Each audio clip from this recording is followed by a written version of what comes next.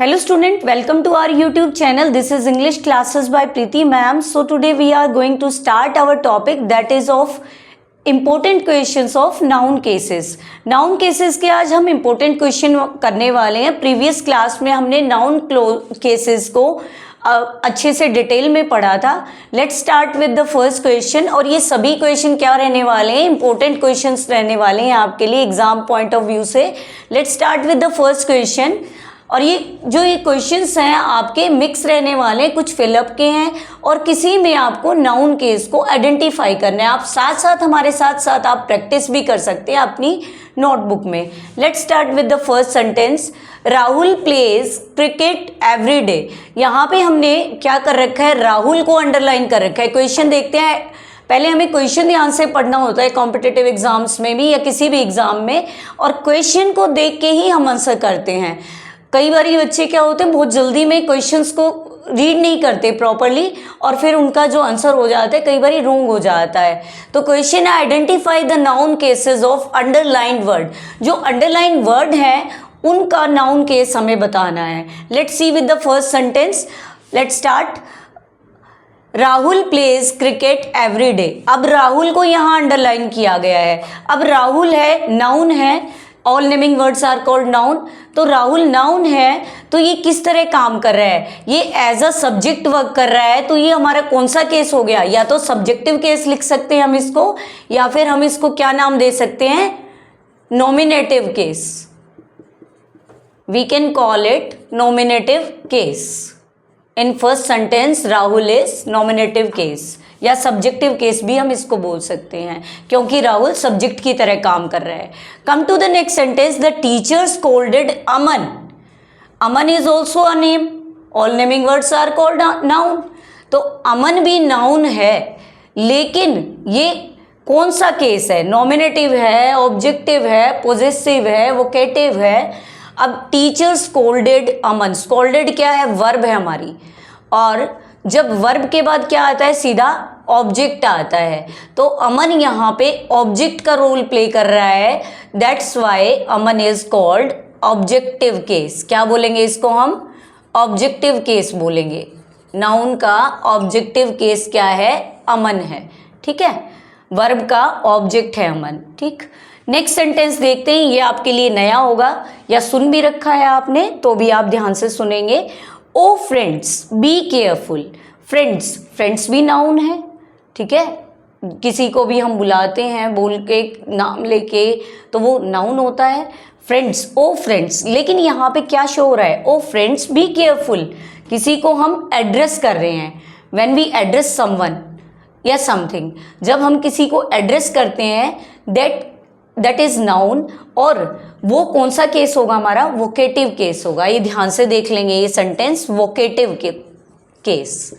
It is called vocative case. इसको हम क्या बोलेंगे? वोकेटिव केस बोलेंगे जब किसी को हम एड्रेस करते हैं, सीधा सीधा एड्रेस करते हैं. Come to the next sentence. Ravi's bag is new.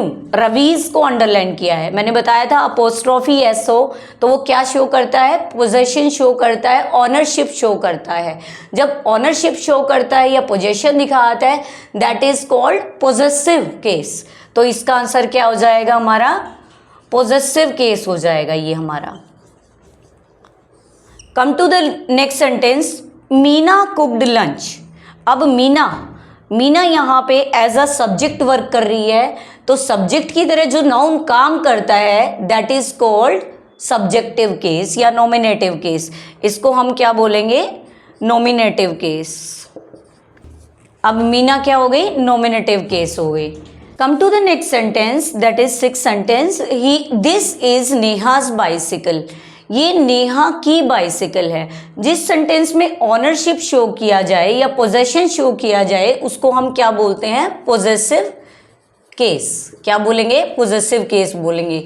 एक बात और मैं आपको बता सकती हूँ, जैसे अभी क्या है कि अंडरलाइन वर्ड हम फाइंड आउट करके इनको ऑप्शन आंसर दे रहे हैं, लेकिन कई बारी क्या आ सकता है, आपको क्या आ जाएगा, जैसे एमसीक्यू बेस्ड आते हैं कॉम्पिटिटिव एग्जाम, उनमें कैसे आएगा, आपको 4 सेंटेंसेस मेंशन कर दिए जाएंगे और उसमें से आपको ये बोल दिया जाएगा आपको नॉमिनेटिव केस ढूंढना है, फिर आपको या ऑब्जेक्टिव केस ढूंढना है, पोजेसिव ढूंढना है या वोकेटिव ढूंढना है। इस तरह के आपको क्वेश्चन भी आ सकते हैं, या फिर इनमें ही आपको अंडरलाइन वर्ड के अलग अलग केसेस दे दिए जाएं, आपको nominative case, objective case, subjective case, vocative case, 4 option दे दिए जाएं कि ये जो अंडरलाइन वर्ड है वो कौन सा केस है हमारा। ऐसे भी क्वेश्चन आ सकते हैं आपके। नेक्स्ट हमारा है I saw Raj in the market. अब राज यहाँ अंडरलाइन है, सो हमारी क्या है, वर्ब है, और वर्ब के बाद क्या आता है हमारा, ऑब्जेक्ट आता है। So Raj is the object of the verb saw. Saw का ऑब्जेक्ट है राज, इसीलिए राज क्या रोल प्ले कर रहा है, ऑब्जेक्ट का रोल प्ले कर रहा है। That's why it is objective case. ये नाउन क्या हो जाएगा हमारा, ऑब्जेक्टिव केस हो जाएगा। जब ऑब्जेक्ट की तरह नाउन वर्क करे तो क्या हो जाता है, ऑब्जेक्टिव केस हो जाता है। Come to the next sentence, children be quiet. अभी हमने जाना था जिसमें हम डायरेक्टली एड्रेस करते हैं किसी को, डायरेक्टली एड्रेस करते हैं किसी को, तो उसके लिए क्या यूज़ किया जाता है, कौन सा केस यूज़ किया जाता है, वोकेटिव केस यूज़ किया जाता है। किसी को संबोधन करना, किसी को बोलना, तो उसके लिए हम क्या यूज़ करते हैं, वोकेटिव केस बोलते हैं। जैसे चिल्ड्रन को यहाँ कहा जा रहा है, बच्चों को यहाँ कहा जा रहा है चिल्ड्रन बी क्वाइट, और तो कौन सा केस हो गया, ये हमारा वोकेटिव केस हो गया। मैं आपको एक बात और बता देती हूँ, जैसे चिल्ड्रन होता है, चाइल्ड का प्लूरल चिल्ड्रन होता है, चिल्ड्रंस नहीं होता। बहुत बच्चे, चाहे वो छोटे हों या बड़े हों, स्टूडेंट्स बहुत ज़्यादा मिस्टेक करते हैं इस वर्ड के अंदर। जैसे चाइल्ड दे रखा है, चाइल्ड मीन्स एक बच्चा, और इसका अगर प्लूरल लिखना है हमें, चिल्ड्रन वर्ड यूज़ किया जाएगा, चिल्ड्रंस नहीं यूज़ किया जाएगा, एस नहीं लगेगा इसके प्लूरल के लिए। तो इस बात को भी आप साथ साथ ध्यान रखें। Come to the next sentence, Rita wrote a poem. Rita को अंडरलाइन किया है, रीता क्या करती है, पोएम, रीता ने पोएम लिखी, ठीक है।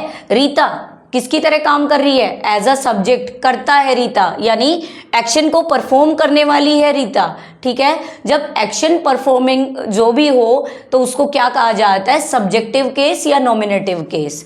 तो रीता यहाँ पे क्या है हमारा, नॉमिनेटिव केस है हमारा। नेक्स्ट सेंटेंस है the ball hit Ramesh. Ramesh को अंडरलाइन किया गया है, the ball hit Ramesh. The ball हमारा सब्जेक्ट है, लेकिन इसको अंडरलाइन नहीं किया गया है। अंडरलाइन वर्ड को ही हमें बताना है कि ये कौन सा केस है। बॉल को अंडरलाइन नहीं किया, हिट हमारी वर्ब है, एक्शन है कि हिट किया, ठीक है। और उसके बाद क्या दे रखा है, रमेश। वर्ब के बाद क्या आता है हमारा, ऑब्जेक्ट। यहाँ Ramesh as an object work कर रहा है, तो क्या है यहाँ पे, ये हमारा कौन सा केस है, ऑब्जेक्टिव केस है। ये हमारा कौन सा केस है, ऑब्जेक्टिव केस है। Ramesh plays the role of objective case, ठीक है। अब हमारा पैटर्न थोड़ा क्वेश्चंस का चेंज हो गया है। इससे पहले हमने अंडरलाइन वर्ड्स को चूज किया था और फिर देखा था कि उसमें कौन सा केस है। अब हमारे हैं फिल इन द ब्लैंक्स। हमें फिल इन द ब्लैंक्स यानी फिलअप को करना है, और फिलअप कैसे करने हैं, हम अपने अकॉर्डिंग भी कर सकते हैं। इसका कोई एक फिक्स आंसर नहीं है। जैसे पीछे वाले सेंटेंसेस का जो 1 to 10 सेंटेंसेस हमने किए, फिक्स आंसर था। अंडरलाइन वर्ड को हमें अगर हम आइडेंटिफाई करेंगे तो सेम आंसर आएगा, लेकिन यहाँ पे आप डिफरेंट आंसर दे सकते हैं। इसके एक से ज़्यादा आंसर हो सकते हैं, क्योंकि हम अपने अकॉर्डिंग इनके आंसर फिल कर सकते हैं। अगर ऑप्शन में दे रखे हैं तो आप उनमें से ही फिल करेंगे, फिर अपने अकॉर्डिंग नहीं करेंगे। लेकिन ऑप्शंस में मेंशन नहीं है, सिर्फ फिलअप है, तो आप इसके एक से ज़्यादा आंसर हो सकते हैं। Let's start with the 11th sentence. The dash book of Riya is on the table. अब यहाँ पे ब्रैकेट में दे रखा है बुक ऑफ रिया, ठीक है। तो अब इसको पोजीशन शो कर रहा है कि रिया की बुक, ठीक है। तो जहाँ पर्सन होता है, पर्सन की कोई थिंग होती है, तो वहाँ पे हम ऑफ का यूज़ नहीं करता। थिंग्स के लिए हम ऑफ का यूज़ करते हैं। जैसे मैं बोल दूँ the table is made up of would, table would की बनी हुई है, ऐसे अगर हम बोल दें तो वो रॉन्ग नहीं है। लेकिन किसी पर्सन से रिलेटेड कोई थिंग होती है तो हमें उस सेंटेंस को अपोस्ट्रोफी एस यूज करके फिर कंप्लीट करना पड़ता है। पोजीशन हम अपोस्ट्रोफी एस यूज करके ही हम उसका पोजीशन करते हैं। एक बात और मैं आपको इसके साथ बताना चाहती हूँ, अगर मान लो आपके पास बोल दें कि रिया, या मैं आपको एक देखती हूँ गर्ल स्टूडेंट, अगर मैं बोल दूं स्टूडेंट, एक स्टूडेंट है तो हम स्टूडेंट्स लगा लेंगे, पोस्ट्रॉफी लगा देंगे, ठीक है। स्टूडेंट का, एक स्टूडेंट का हो गया। अगर मान लो स्टूडेंट्स प्लूरल है तो जो हमारा अपोस्ट्रॉफी कोमा है वो कहाँ लगेगा, एस के बाद लगेगा, ठीक है।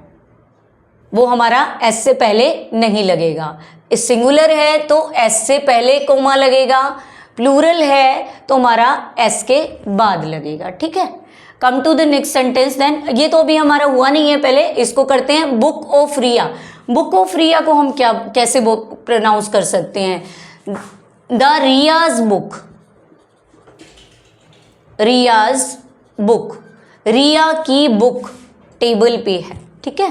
तो हम ऐसे पोजेशन शो कर सकते हैं। कौन सा केस हो गया, ये हमारा पॉजेसिव केस हो गया। Come to the next sentence, oh dash please help us, किसी को हम एड्रेस कर रहे हैं, एड्रेस करते हैं तो कौन सा केस होता है, यहाँ मैं साथ साथ लिख भी देती हूँ, ये हमारा नॉमिनेटिव केस है, सॉरी पॉजेसिव केस है, पोजेशन शो कर रहा है। नेक्स्ट देखते हैं, O dash please help us. अब हम कोई भी आंसर दे सकते हैं, किसी को भी मदद के लिए, प्लीज हमारी मदद करो, किसी को भी बोल सकते हैं। इसलिए मैं यहाँ पे मोस्ट सुटेबल क्या लगा रही हूँ, God, O God please help us, ठीक है, कि हे भगवान हमारी मदद करो। तो गॉड, ओ गॉड, यहाँ पे कौन सा केस है, ये वोकेटिव केस है। जब हम किसी को एड्रेस करते हैं तो क्या यूज करते हैं, वोकेटिव केस, ठीक। Come to the next sentence, the teacher punished dash. अब पनिश्ड क्या है, हमारी वर्ब है, वर्ब के बाद क्या आता है, ऑब्जेक्ट आता है। तो ऑब्जेक्ट हम अपने अकॉर्डिंग लगाएंगे। हो सकता है मैं जो ऑब्जेक्ट लगाऊं वो डिफरेंट हो, आप जो ऑब्जेक्ट यूज करें वो डिफरेंट हो सकता है एक से ज़्यादा इसके आंसर हो सकते हैं। Let's see the sentence, the teacher punished. अब किसको पनिश करता है, तुम्हें पता है टीचर तो किसको पनिश करता है, the student, the teacher punish the student. अगर आपको स्टूडेंट नहीं लगाना तो हम ऐसे भी लिख सकते हैं, द टीचर पनिश्ड हिम या हर, ठीक। तो ये हमारा कौन सा केस हो गया, ऑब्जेक्टिव केस, क्योंकि द स्टूडेंट है, हिम है, हर है, एज एन ऑब्जेक्ट वर्क कर रहा है तो it is called an objective case. तो ये हमारा क्या हो गया, ऑब्जेक्टिव केस हो गया। Come to the next sentence, dash is playing the guitar, dash is playing the guitar. अब प्लेस किसका खाली है, ठीक है, सब्जेक्ट का प्लेस खाली है कि वो गिटार बजा रहा है। अब कौन है वो, कौन जो एक्शन परफॉर्म कर रहा है, हु इज ही और शी, कौन है। या तो हम किसी का नाम दे देंगे, मैं बोल दूं Rahul is playing the guitar, या फिर मैं बोल दूं शी तो हमारा प्रोनाउन हो गया। अब हम राहुल को ही मान लेते हैं, ठीक है, क्योंकि नाउन केस हो गया हमारा। अब नाउन केस है, लेकिन कौन सा नाउन केस है, Rahul is playing the guitar, Rahul action perform कर रहा है गिटार बजाने का, ठीक है। जब भी कोई नाउन एक्शन करता है, परफॉर्म करता है, तो उसको हम क्या बोलते हैं, क्या बोलेंगे, सब्जेक्टिव केस, सब्जेक्टिव केस या फिर नॉमिनेटिव केस, ठीक है। Come to the last sentence, this is dash bag of Aman. अभी मैंने थोड़ी देर पहले ही आपको इस तरह का क्वेश्चन करवाया था, आप अब मुझे बता सकते हैं इसका आंसर, कमेंट सेक्शन में भी लिख सकते हैं। This is dash bag of Aman, bag of Aman, इसको हम कैसे लिखेंगे पॉजिटिव में, अमन्स बैग, क्या लिखेंगे, अमन्स बैग। तो फिलअप में भी यही आ जाएगा, दिस इज अमन्स बैग, ये अमन का बैग है। लेकिन केस कौन सा हुआ, ये हमारा पॉजेसिव केस, कौन सा केस हुआ, पॉजेसिव केस, जो हमारे पोजेशन को शो करते हैं, ऑनरशिप को शो करते हैं, वो हमारे कौन से केस होते हैं? पॉजेसिव केस होते हैं। तो आज हमने ऐसी प्रैक्टिस एक्सरसाइज किया है, ऐसा प्रैक्टिस सेट किया है जो मोस्टली हमारे एग्जाम्स में आता रहता है। अगर सेम नहीं तो इस तरह के ही क्वेश्चन आपके एग्जाम में आते हैं। अगर आपको ये अच्छे से समझ आया है, हमारी वीडियो पसंद आ रही है, तो आप हमारी वीडियो को लाइक और शेयर कर सकते हैं और हमारे चैनल को सब्सक्राइब भी कर सकते हैं। Thank you student for listening and watching our videos.